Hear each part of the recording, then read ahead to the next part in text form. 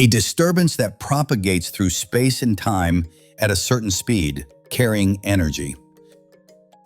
A function that satisfies the wave equation, where the parameter v represents the speed of the wave. These are, respectively, the physical definition and the mathematical definition of a wave. In this video, we will try to understand why the electric field and the magnetic field are waves in a strictly mathematical sense. In other words, we will show that they satisfy the wave equation. I decided to make this video because the first time I saw this derivation at university, I was literally astonished. Let us begin with Maxwell's equations, a system of 4 differential equations that describes how electric and magnetic fields evolve in space and time. These equations connect the fields to their physical sources. Electric charges generate electric fields, while electric currents generate magnetic fields. But there is more. Maxwell's equations also reveal a deeply dynamical aspect of electromagnetism. An electric field that varies in time generates a magnetic field, and a time-varying magnetic field in turn generates an electric field. This mutual coupling is the very heart of the wave phenomenon we are about to uncover. In these equations, 2 fundamental constants appear, epsilon 0 and mu 0, which represent, respectively, the electric permittivity and the magnetic permeability of the vacuum. Before moving on, however, we need a fundamental mathematical result. Consider a vector field whose components are f sub x, f sub y, and f sub z, and assume that this field is twice continuously differentiable. Then, the curl of f is equal to the gradient of the divergence of f minus the Laplacian of f. Several differential operators appear here: the gradient, the divergence, the curl, and the Laplacian.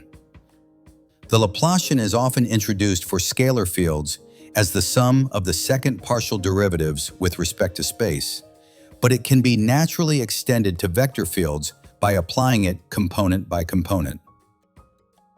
The regularity assumption on f is essential because it allows us to interchange the order of partial derivatives in the proof of the theorem.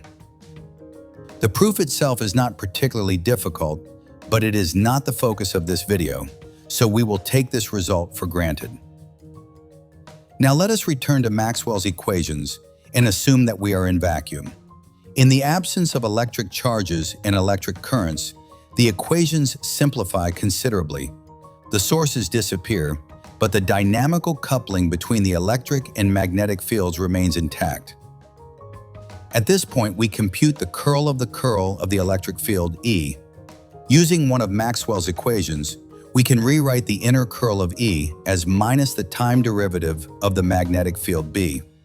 Assuming that the fields are sufficiently regular, we can interchange the curl operator with the partial derivative with respect to time.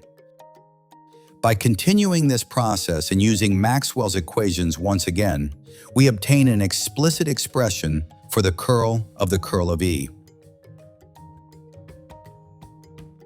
But now something interesting happens. From the mathematical theorem we saw earlier, we know that the curl of E can also be written as the gradient of the divergence of E minus the Laplacian of E.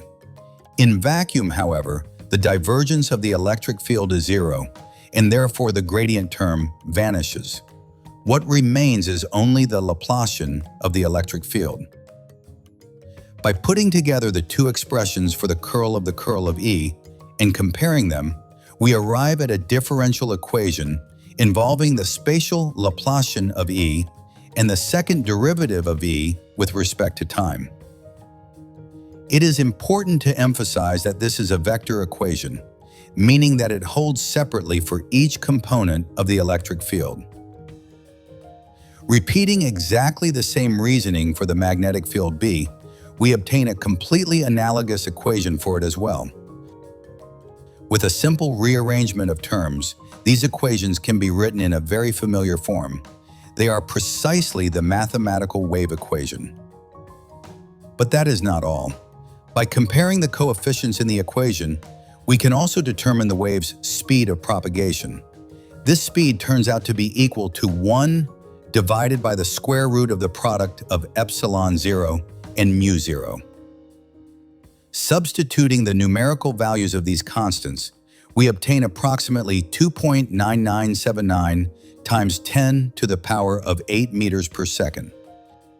In other words, not only have we discovered that electric and magnetic fields satisfy the wave equation, but we have also found that they propagate at the speed of light. Isn't that amazing? And remember, all of this was obtained simply by starting from Maxwell's equations in vacuum and applying a mathematical identity involving differential operators. It is hard not to be fascinated by a result like this. After a derivation of this kind, it becomes truly difficult to believe that mathematics is merely a human invention. It seems instead to be the deepest language we have for describing the structure of the universe.